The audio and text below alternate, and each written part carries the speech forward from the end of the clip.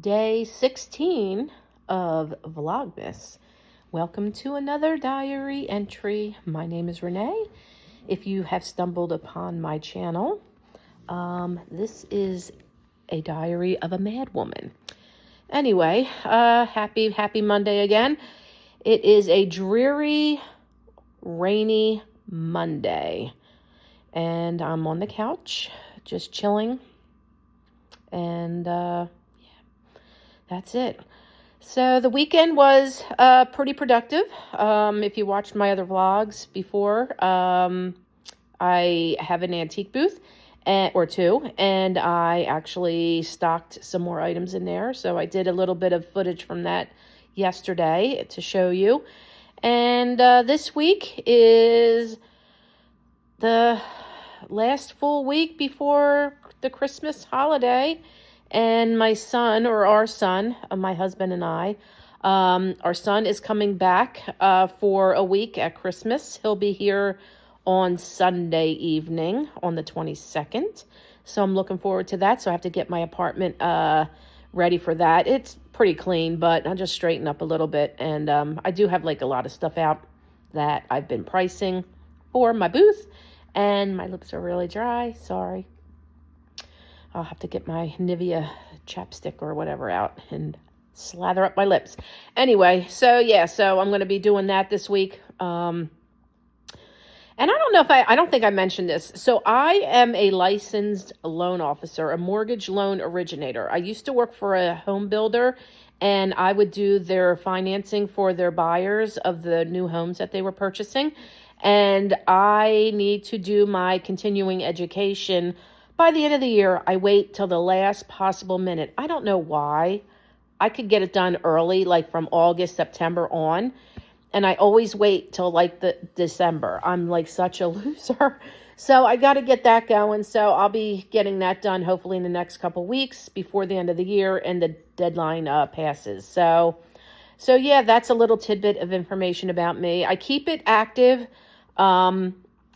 In case I need to go back into that profession. I worked really hard to get that license, and I will keep it. I'll reactivate it every year by doing my education portion, but it needs to be attached or tied to a bank or a financial institution in order for me to write business, to write loan applications. But I keep it active. Like I keep it, well, inactive, but just in case if I have to go back to that, I have it, and I will never let it expire or lapse. So I got to like find all my passwords and all that. I got to sign up for the course. It's 12 hours of like classes that I do online, and you can do it at your own leisure. So I'll be starting that maybe sometime this week and do a couple hours every day or every couple days, and I'll get it done. So that's the agenda for now. I look fat. Well, I am fat. I'm on the couch. I got a double chin, triple chin. And yeah, it's not flattering, so I apologize. Anyway, so yeah, that's about it. So I'm going to fill out the rest of my paperwork for this divorce. And I know I mentioned it in the previous video that I'm like dragging my feet. Why am I dragging my feet? There's like a financial portion that I need to fill out. I did start it, but now it asks for like W-2s and stuff. I don't know why they need all this crap. Nobody's contesting it. Nobody's asking for anything, which is stupid on my part, but I just want it to be over with.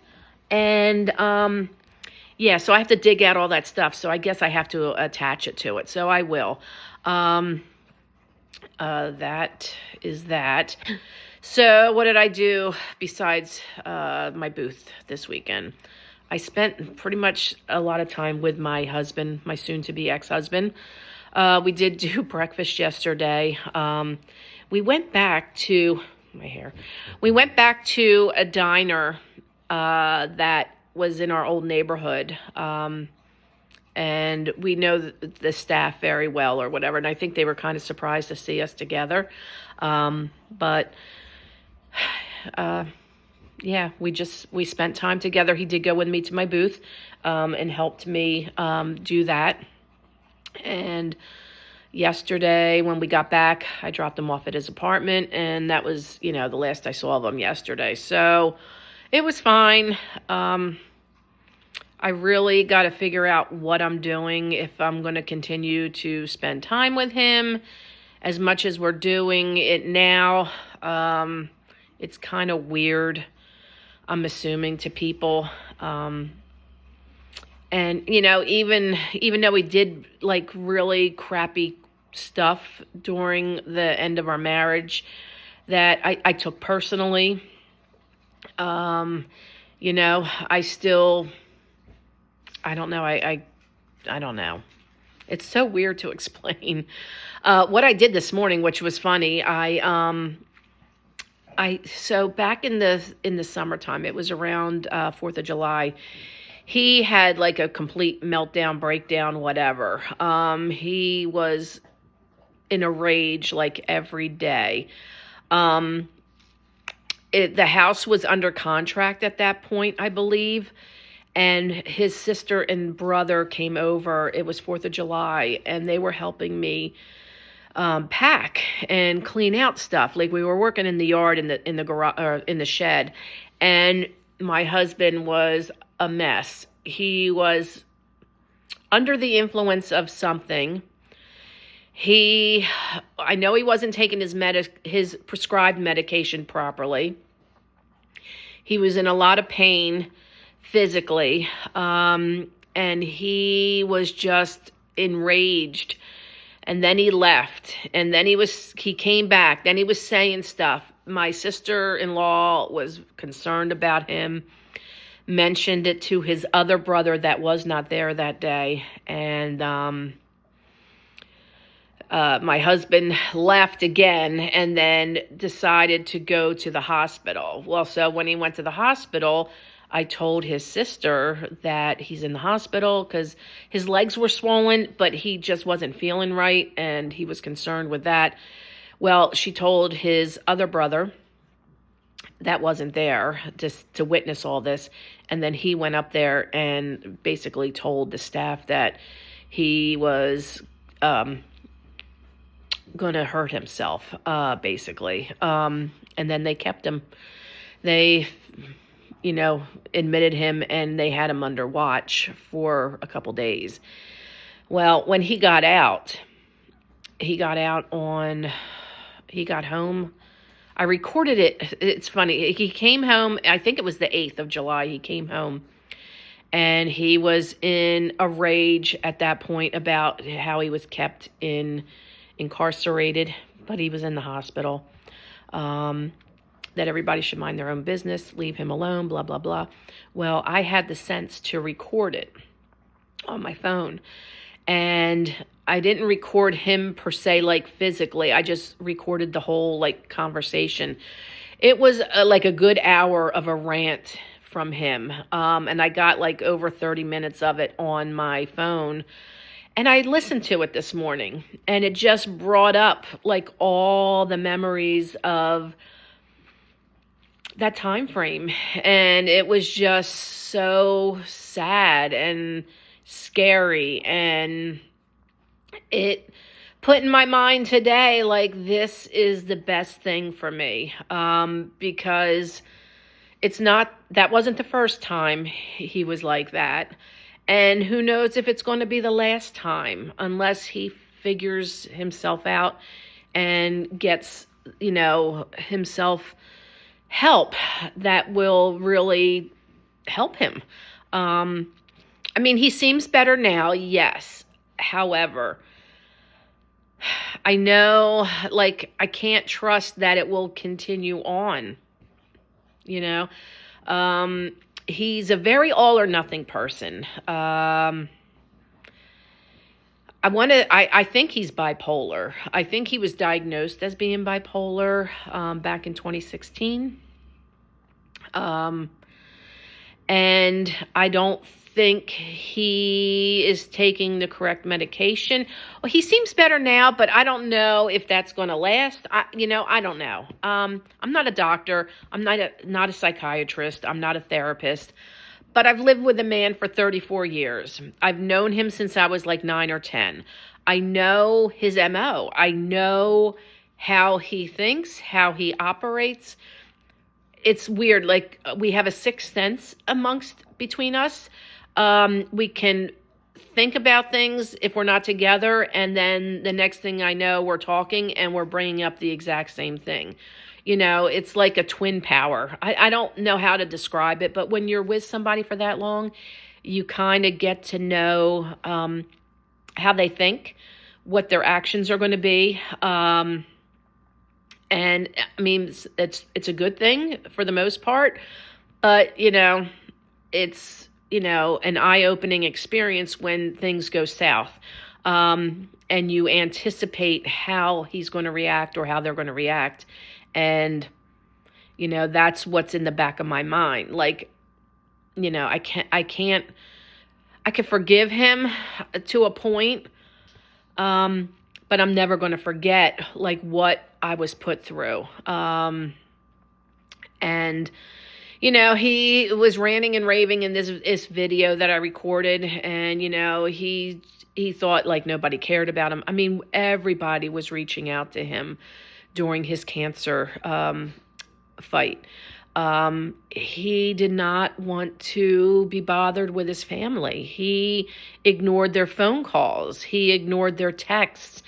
They were reaching out to me to get information because he was ignoring them. You know, and I don't want to be put in the middle, and I don't want to be the one that is perceived as like keeping him from his family, because that is in no way of what had happened. And, you know, I don't want to get in the middle of it, and I don't want to be in the middle of it. And they need to reach out to him, whether he gets back to them or not. That's really none of my concern at this point anymore. So, I mean, yeah, I don't know. But, that's that story. Hold on one second. I'm going to go blow my nose. Hold on. All right, I'm back. I blew my nose and I put some lip balm on my dry, cracked lips. Anyway. All right, let me get my camera steady in my hands so you're not all discombobulated watching me shake and rattle. Anywho, so what else do I want to talk about? Well, I talked to my husband this morning. He calls me pretty much every morning. And he was telling me that he has his doctor's appointments this week. So I think he's at the heart doctor or the cardiologist today, I guess for a follow-up visit. And then I think he said Wednesday is his CT scan. That was like screwed up. He had his dates all wrong a couple weeks ago. So hopefully that comes back showing no issues with any returning cancer or any issues on that front. So that's Wednesday evening. And I asked him if he wanted me to go with him. And he said, nah, he goes, probably not. I don't want to have you sit there and wait. But most likely he'll change his mind. And I'll go.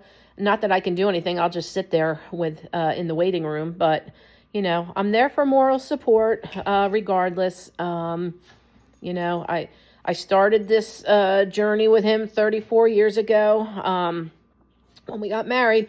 For better or for worse, till death do us part. Well, death isn't going to do us part. It's going to be a divorce will do us part. Yeah, so he has that. So I'll go if he wants me to go. I'm trying to think what else. Oh, his uncle passed away last week. This was his father's brother. And the service is tomorrow evening, so I'll be going with him to that as well. I still love his family, and I will continue to, you know, show my support and, you know, interact with his family as long as they want me to. So, and yeah, so there's that.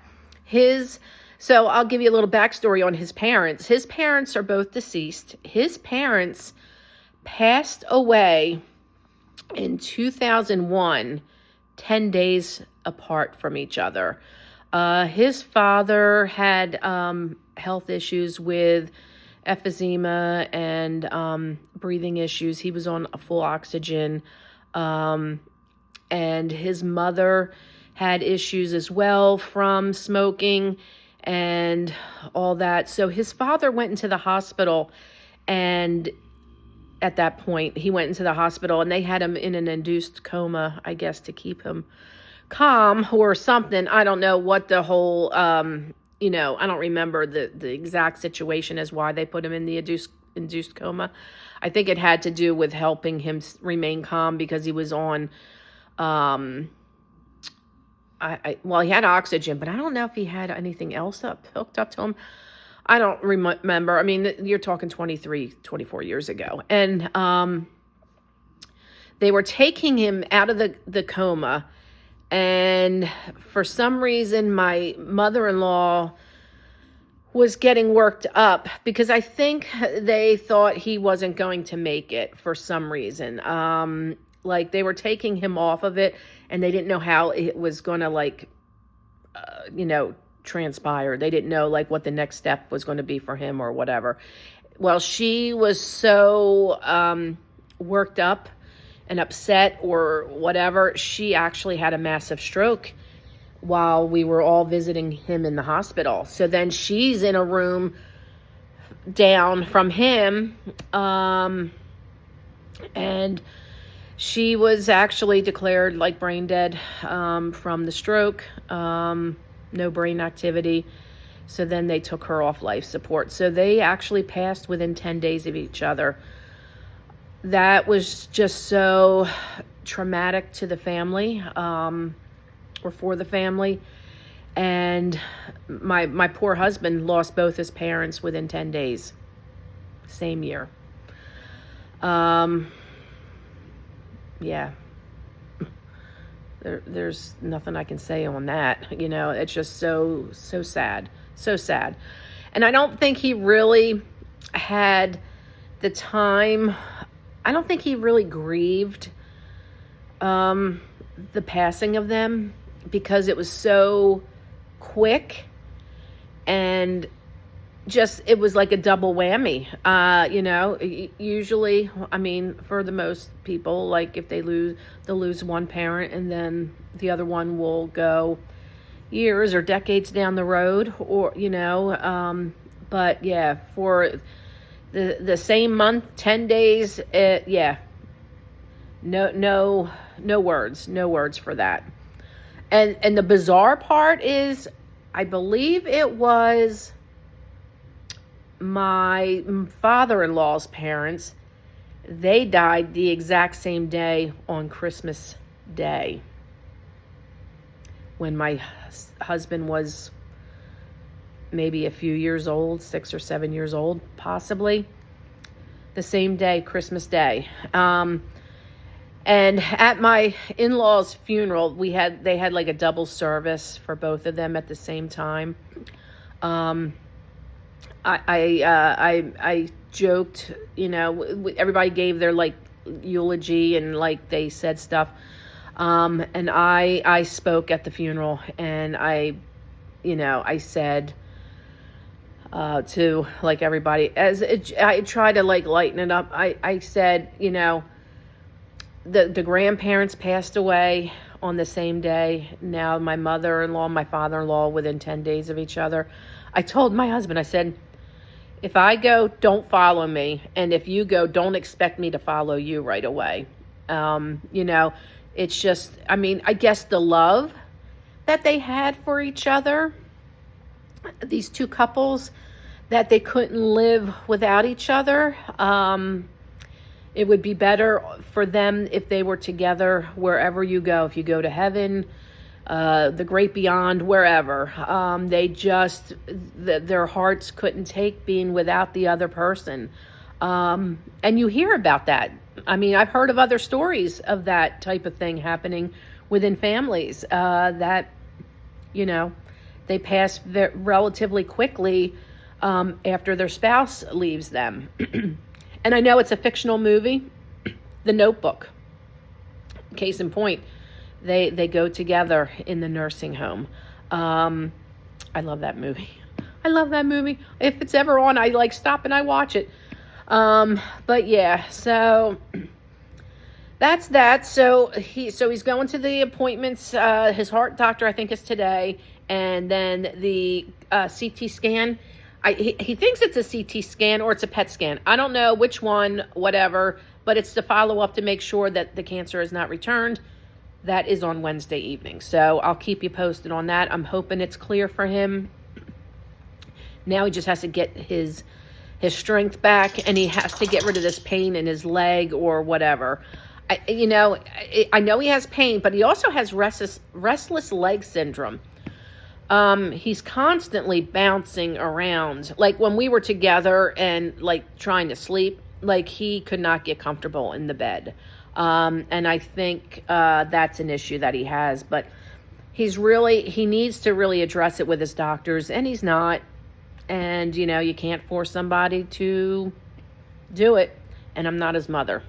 So, yeah. So hopefully you're having a great Monday, or you are having a great Monday.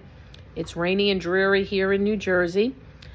We're still looking at the drones. The drones are still flying around.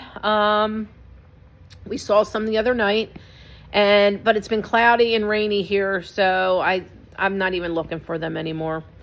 They'll let us know if we need to be worried. At this point, I don't know what to do. So I'm just going on with my life. That's it. Later today, I'm going to wrap some presents for Christmas to try to get my act together before my son gets here. And I need to probably buy a few more things. And, yeah, that's it. That's all I got.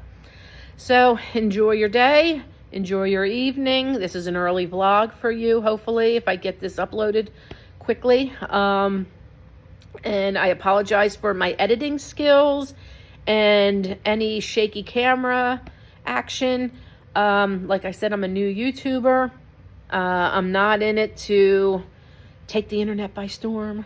I just do it for my own documenting of my situation with my separation and pending divorce and all the craziness that goes along with it, and trying to navigate life as a 57-year-old, soon to be 58 person, and in the next chapter of my life of being alone and single.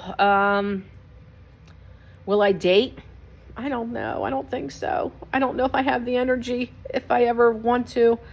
I think my lonely childhood, being an only child, has prepared me to be alone for the rest of my life now at this point.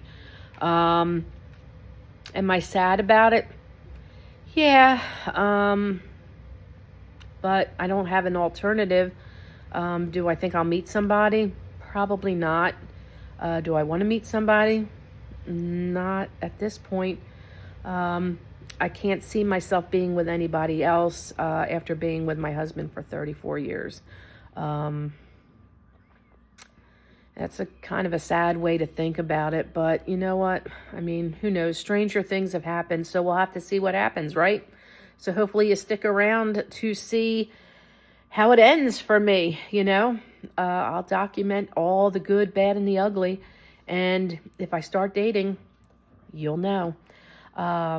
So that's that. If you're not subscribed, please consider subscribing. Please like my videos, comment. I answer all the comments. I read all of them. If you put a crappy comment or a nasty comment or a sarcastic comment or you're a troll, they'll get deleted right away. So don't waste your time, because once I see it, bye-bye, Felicia. You know what I'm saying? But I appreciate all the kind comments, and I appreciate everybody stopping by. I really, really do. Who would have thought some like crazy lady from New Jersey would interest people, Some people think I'm crazy. Some people think I'm outspoken. I don't, I'm not very demure or mindful or calm, cool, and collective. I am who I am, so hopefully you like it, and I appreciate it if you do. Anyway, take care, and I will see you in the next vlog. I don't know how much more Vlogmas I can do. It's a struggle. I'm on the struggle bus with it. But I am trying to get the videos out. I'm trying to make them meaningful and interesting, and hopefully you enjoy them. We'll see how long I can go with it. I definitely, I'll probably continue on through the 22nd. After that, I'm done with Vlogmas because my son will be home on Sunday night, and then it's going to be hard for me to do videos. I'll have to go in the garage or the car or whatever. So they might be a little bit more sporadic around Christmas. So don't worry, I will be back and pick up once he leaves. He's only here for a week. So just stay tuned and see what happens. All right. Anyway, I will see you in the next vlog, and enjoy your day. Bye.